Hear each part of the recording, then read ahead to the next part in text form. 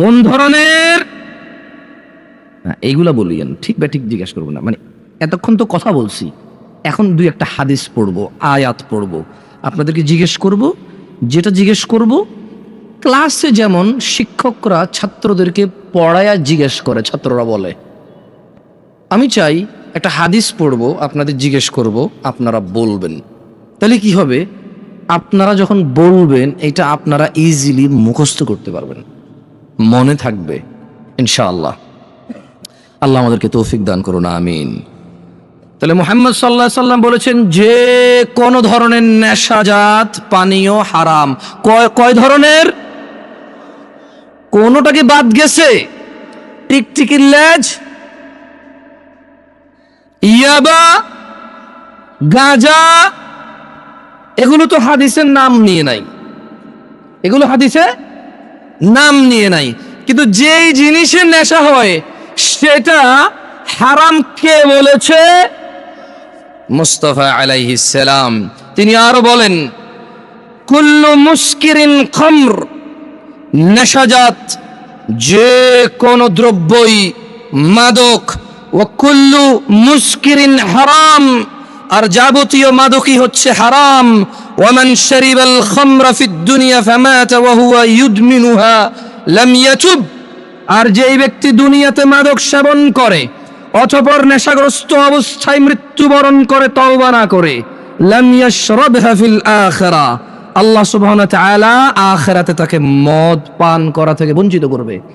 তাহলে আমরা বুঝলাম আনার জান্নাতি ফল, আঙ্গুর জান্নাতি ফল, মদও জান্নাতি পানীয়। মদ কি? মদ কি? জান্নাতি পানীয়। তবে জান্নাতি পানীয় যে মদ, ওখানে নেশা নাই। বিশ্বে আমরা মানুষরা যে মদ তৈরি করি সেই মদের নেশা আছে, আর যদি নেশা না হয় এটাকে মদই বলা হয় না। বুঝে আসছে না? আসে নাই? ওটাকে শরবত বলে। কি বলে? যেটা খেলে নেশা হয় না ওটাকে কি বলে? আর যেটাই খেলে নেশা হয় সেটাকে কি বলে? মদ। আখিরাতের মধ্যে নেশা হবে না, কিন্তু ওটার নাম মদ। কেমন? আল্লাহ আমাদেরকে বুঝার তৌফিক দান করুন, আমিন। মানব সভ্যতার প্রতি মারাত্মক হুমকি সৃষ্টিকারী দেশের অন্যতম অভিশাপ মাদকাসক্তি। মাদক দ্রব্যের নেশার ছোবল এমনই ভয়ানক যে তা ব্যক্তি, পরিবার, সমাজ, দেশ থেকেই বিচ্ছিন্ন করে না খালি, বরং তার সমগ্র জীবন ধ্বংস করে দেয়।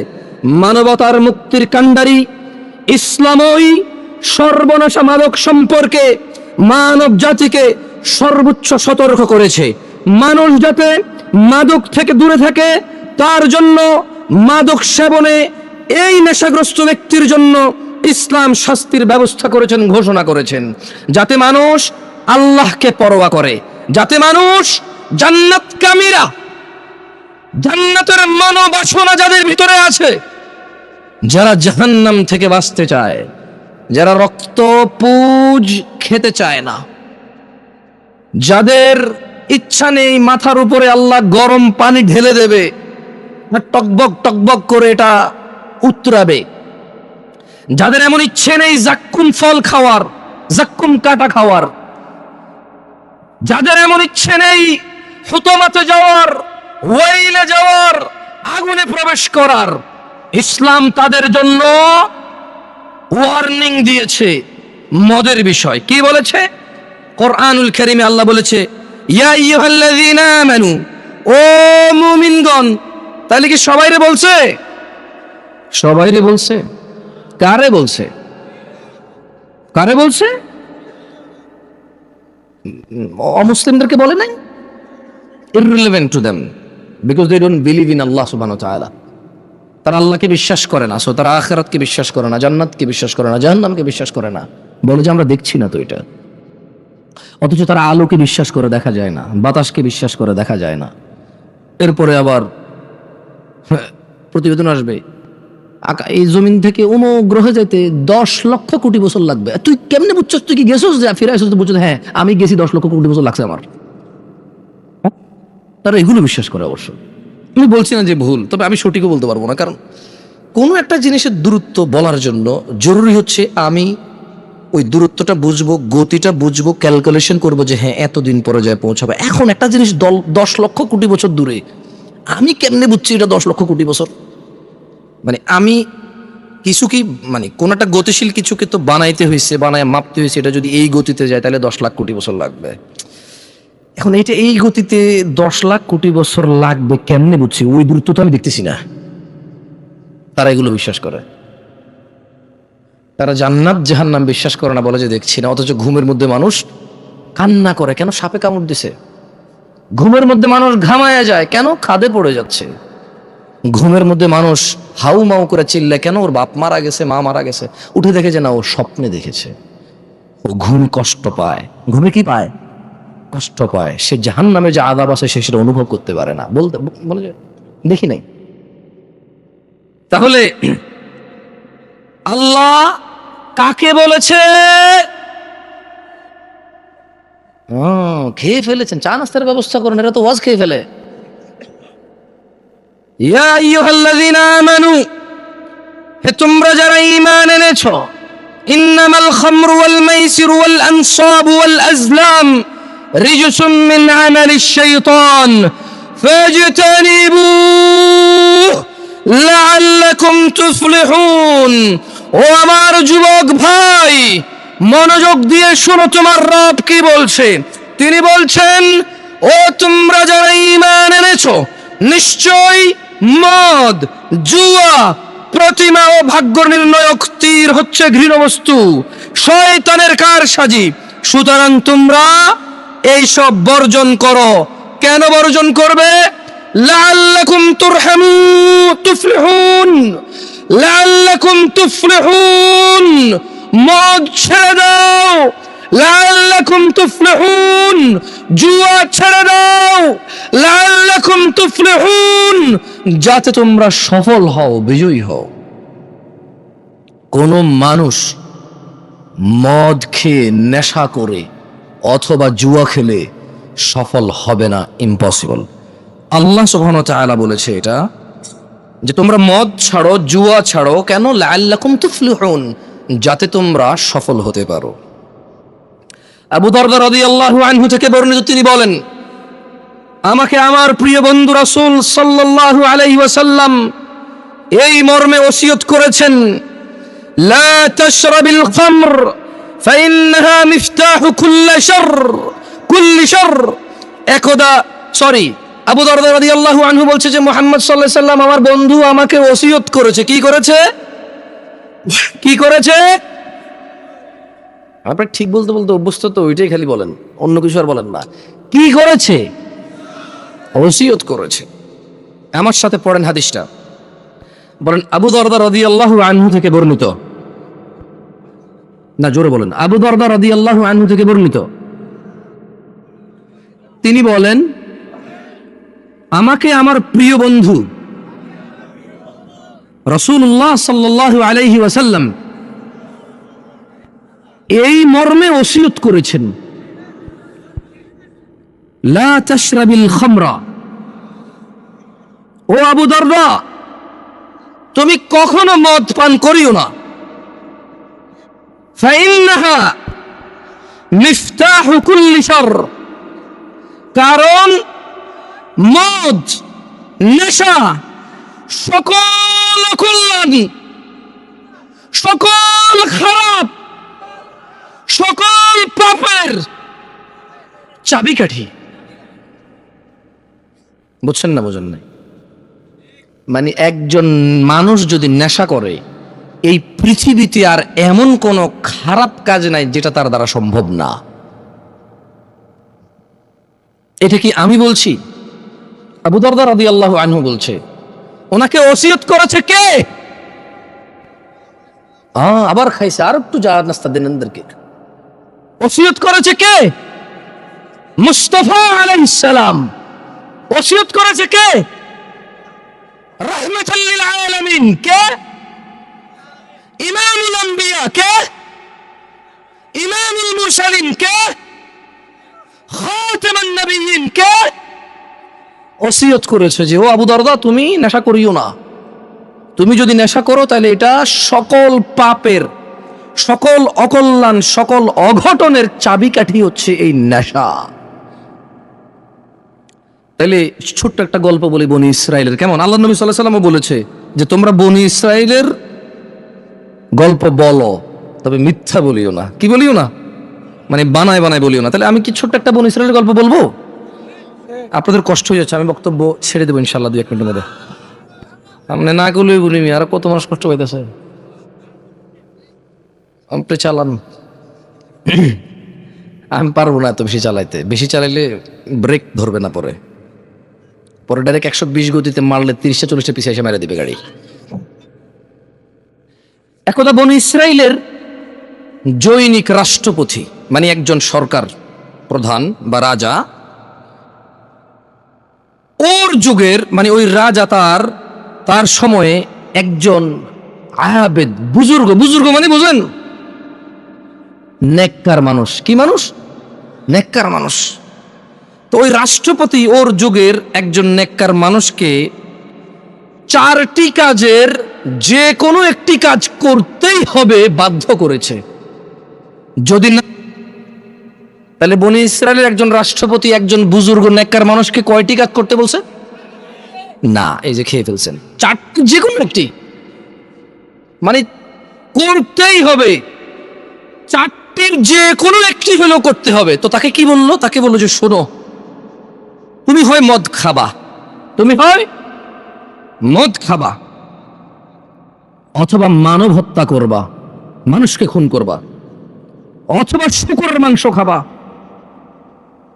অথবা তুমি কি করবা? জেনা ব্যভিচার করবা। তাহলে লোকটা কি আমাদের মতো কেউ ছিল? কি ছিল? ফরহেজগার। মাশাআল্লাহ। তাহলে ঠিক আছে, এবার ওয়াজ শুনতেছেন আপনারা। মাশাআল্লাহ, তাবারাকাল্লাহ। শেখ আব্দুল্লাহকে নিয়ে আসেন, আমি কিছুক্ষণ মতো ছেড়ে দেবো, তো ওনাকে নিয়ে আসেন। তাহলে লোকটা ফরহেজগার ছিল, ওকে কয়টা জিনিসের যে কোনো একটা করতে বাধ্য করেছে? 4টার। 1, নেশা। কি? 2, হত্যা। 3, ব্যভিচার। 4, শূকরের মাংস। এখন ওকে বলছে যে তুমি যে কোনো একটা হইলেও করতে হবে, নাহলে তোমাকে হত্যা করা হবে।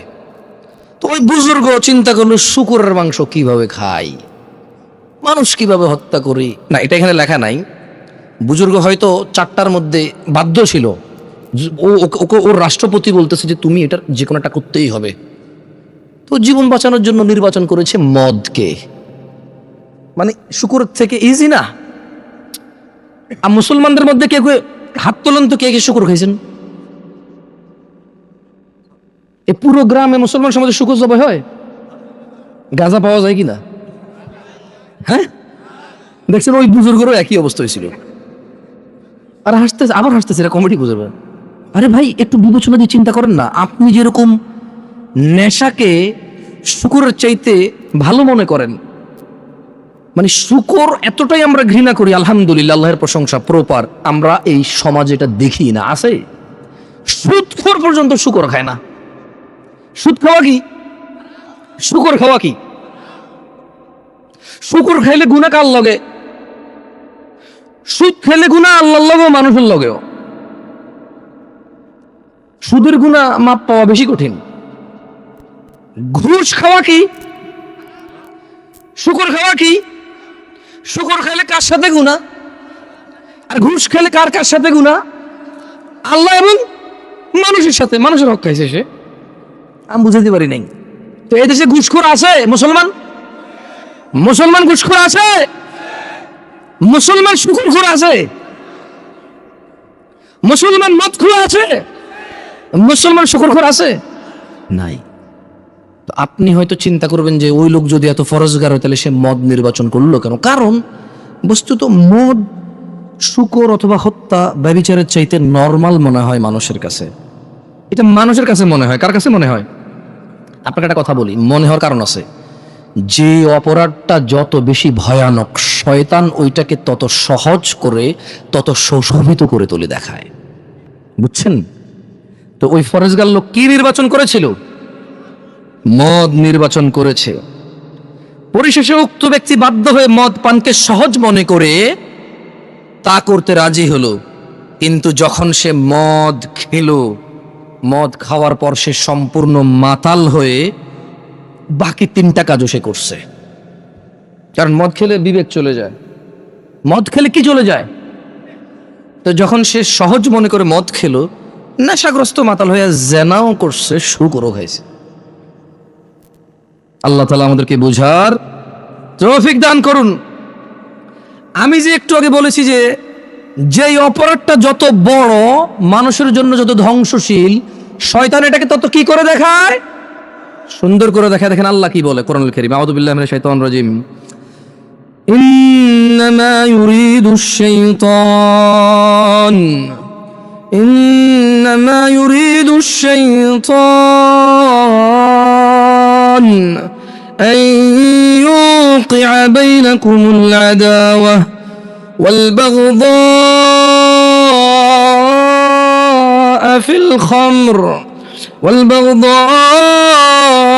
في الخمر والميسر ويصدكم عن ذكر الله وعن الصلاة فهل أنتم منتهون। নিশ্চয়ই শয়তান মদ জুয়ার দ্বারা, নিশ্চয়ই ইন্নামা ইউরিদুশ শাইতান, নিশ্চয়ই শয়তান চায় মদ জুয়ার দ্বারা তোমাদের মধ্যে পারস্পরিক শত্রুতা বিদ্বেষ ঘটাতে এবং তোমাদের আল্লাহর স্মরণ ও নামাজ থেকে বিরত রাখতে। নিশ্চয় শয়তান কি চায়? মদ জুয়ার মাধ্যমে নিজেদের মধ্যে ভেজাল পাকাই দিতে এবং সালাত থেকে দূরে রাখতে এবং আল্লাহর স্মরণ থেকে দূরে রাখতে। তবু কি তোমরা, আল্লাহ বলছে যে ফাহাল আনতুম মুনতাহুন। ও এই এলাকার নাম কি? হ্যাঁ, তেঘরা বিরল। ছোট অংশ বিরল নাকি বড় অংশ বিরল? আর তেঘরা কি? তেঘরা কি? আরে বাপরে, মাশাআল্লাহ, গ্রাম এত বড় হয়? ঘন বসতি ভাই আপনাদের দিকে, মাশাআল্লাহ মাশাআল্লাহ তাবারাকাল্লাহ। তাইয়্যিব, তাহলে সূরা আল মাইদা আল্লাহ বলছে যে ইন্নামা ইউরিদুশ শাইতান, শয়তান চায় আন ইউকিআ বাইনাকুমুল আদাওয়াতা ওয়াল বাগদাআ ফিল খামরি ওয়াল মাইসির। শয়তান চায় তোমাদের মধ্যে মদ আর জুয়ার মাধ্যমে পরস্পরে বিদ্বেষ, শত্রুতা লাগায় রাখতে। ওয়াসুদ্দাকুম আন যিকরিল্লাহ, এবং সে চায় তোমরা আল্লাহর স্মরণ ভুলে যাও। ওয়া আনিস সালাহ, শয়তান চায় তোমরা নেশার জুয়ার বলিবশত হয়ে নামাজ থেকে বিরত থাকো। আল্লাহ আযজা ওয়া জাল বলছেন ফাহাল আনতুম মুনতাহুন, তবু কি তোমরা বিরত হবে না নেশার জুয়া থেকে? কি থেকে? তাহলে নেশার জুয়ার মধ্যে শয়তান কি করতে চায় আমাদের পরস্পরের মধ্যে? ভুলে গেছেন সবাই। নেশা আর জুয়া এই দুইটা দিয়ে শয়তান আমাদের আপোষে কি করতে চায়? শত্রুতা লাগায় রাখতে চায়, মারামারি হানাহানি করাইতে চায়, আর আল্লাহর জিকির থেকে বিরত রাখতে চায়, আর নামাজ থেকে বিরত রাখতে চায়। আল্লাহ খুব সুন্দর করে প্রশ্ন করেছে, ও বিরলবাসী, আল্লাহর প্রশ্নের কি উত্তর দিবা? দিবা? দিবা? আল্লাহ বলছেন ফাহাল আনতুম মুনতাহুন, এই মদ জুয়া ছেড়ে দিয়ে নিজেদের শত্রুতা থেকে মুক্ত হয়ে আল্লাহর স্মরণে ফিরে এসে সালাতে ফিরে আসবা। ওয়া মা তাওফীকি ইল্লা বিল্লাহ। আল্লাহ আমাদেরকে তৌফিক দান করুন। যাই হোক, আমাদের শেখ আব্দুল্লাহ ইবনে আব্দুর রাজ্জাক হাফিজাহুল্লাহ চলে আসছে।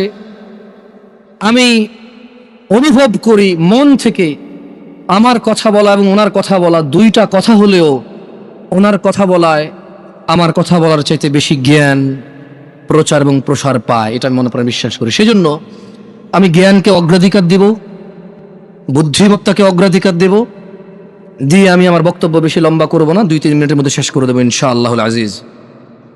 মাদকের বিস্তার কিয়ামতের আলামত। ভাই আমার, ঘুষ, সুদ, চুরি, ডাকাতি, দুর্নীতি করে এই সম্পদের পাহাড় কার জন্য? সন্তানের জন্য।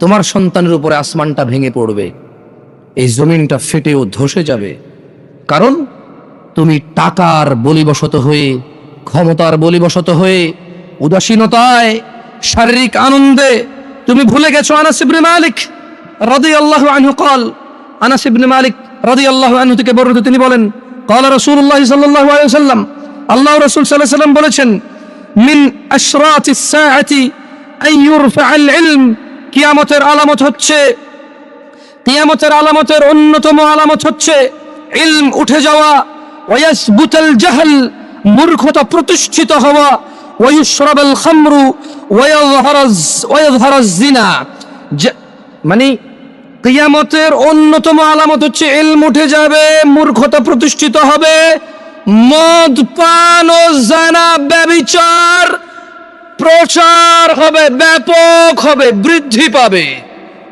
তো জিনা ব্যভিচার আর নেশা করে যে তুমি কিয়ামতকে নিয়ে আসবা, এই সম্পদ, এই সুন্দর বাড়ি গাড়ি, সন্তান তো ভোগ করতে পারবে না, ওর উপরে তো পাথরের বৃষ্টি হবে, ওর উপরে তো জমিন, ওর নিচে তো জমিন ধসে যাবে, ও তো ওর গোষ্ঠী শুদ্ধ উদ্ধার হয়ে যাবে। ভাই, সো নিজের সন্তানের কথা চিন্তা করো। এই পৃথিবীতে কিয়ামত ডেকে আনা তো দরকার নাই। আল্লাহ যেই অন্যায়গুলো করলে পৃথিবীকে আর টিকায় রাখবে না, সেই অন্যায়গুলো থেকে আল্লাহ আমাদেরকে বিরত হওয়ার তৌফিক দান করুন।